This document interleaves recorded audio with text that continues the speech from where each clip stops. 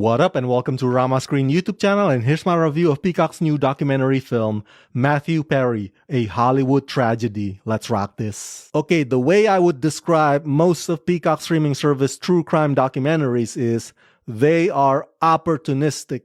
It's not always the case, but it's often the case.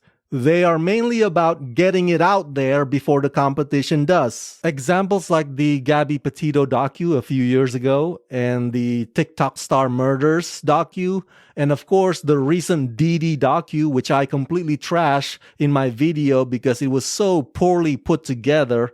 So it's not about the quality to them. It's about being the first to strike the iron while it's hot. Now, who knows when Hulu or HBO or Netflix will have their own documentary about the late great Matthew Perry, but I've already watched this new docu from Peacock in its entirety, and believe me, initially I was ready to dunk on it too. But you know what? To my surprise, this documentary is actually not all that bad. The big reason is because it's not all over the place. Yes, it touches on his childhood and his rise to fame, but it narrows the focus on just one objective, which is to shed some light on the case, the how, where, and what, and why, and most importantly, who were responsible for Matthew's death. I'm sure many of you have tuned in from day one, since the day that Matthew was found dead. You may have already heard a lot of this information, but the docu structurally and cohesively puts it together in terms of the timeline and the way that point A connects to point B.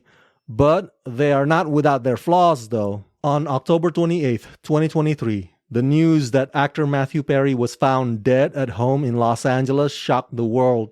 In his memoir, Friends, Lovers, and the Big Terrible Thing, he had told his story of battling addiction, and when ketamine was found in his system, it was thought by many that he had died from an overdose. Nearly a year later, a bombshell announcement, 5 people, including Perry's personal assistant, 2 medical doctors, and an alleged Hollywood drug dealer known as the Ketamine Queen, were charged with conspiracy to illegally provide Perry with the ketamine. The special explores the case as 2 of the defendants who have pleaded not guilty await trial. Now, the talking heads on this docu are not what you would consider the who's who of Tinseltown. They only managed to get interviews with the U.S. attorney prosecuting the case, and then there's a few other law enforcement experts, and also actress Morgan Fairchild, who played the mother of Perry's character Chandler on Friends. Morgan is not a nobody, we all know that, one of 1980s hottest sex symbols, and she did get close enough to Matthew Perry's circles to be able to give us some insights into Matthew's personal struggle with addiction, which she does share quite a bit. And so her involvement does give this docu its credibility, if you will. Look, if you're hoping to see some surprise appearances by Matthew's Friends co-stars, you won't get them here. And you know what? I don't think they will ever appear on any docu about Matthew Perry, no matter what the streaming service platform is, because probably for them to be discussing this topic is something that will remain difficult to do for the foreseeable future. Now, prior to watching this docu, I knew very little about ketamine, which recently has gotten popular again because Elon Musk reportedly is a consumer of ketamine. Well, this documentary delves into what this drug is, how it works, and how it transfers from the hands of the Queenpin all the way to the hands of Matthew Perry. The whole thing definitely moves and feels like a true crime investigative story. Very eye-opening and very chilling. Matthew Perry, A Hollywood Tragedy may not necessarily provide new, shocking, jaw-dropping revelations, but it carefully interweaves the harrowing events surrounding his final days with this psychological hole caused by fame that Matthew was not able to stop trying to fill, as he himself confessed in his book. That's the part that kind of hits me the most. Look, I don't want to minimize the problem of addiction. And addiction is a disease that attacks people of every socioeconomic status.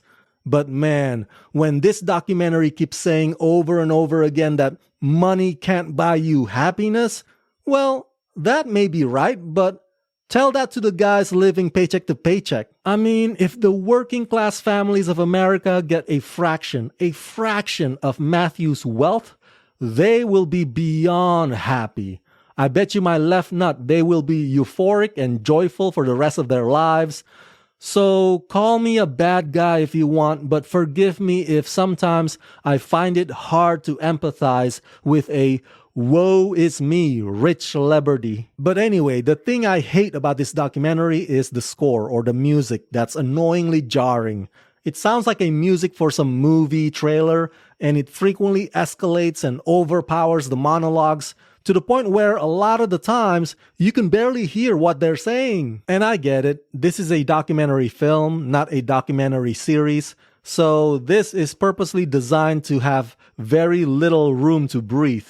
But reducing Matthew Perry's background and his career to just a compilation of archival footage just seems like something that a simple-minded YouTuber with an iMovie editing can compile. I mean, but that's generally the problem with all these documentaries from Peacock. As I implied earlier, quality comes second to them, and the hastiness of releasing it before anybody else takes front and center. So yeah, overall I give Matthew Perry a Hollywood Tragedy the rating of 3.5 out of 5.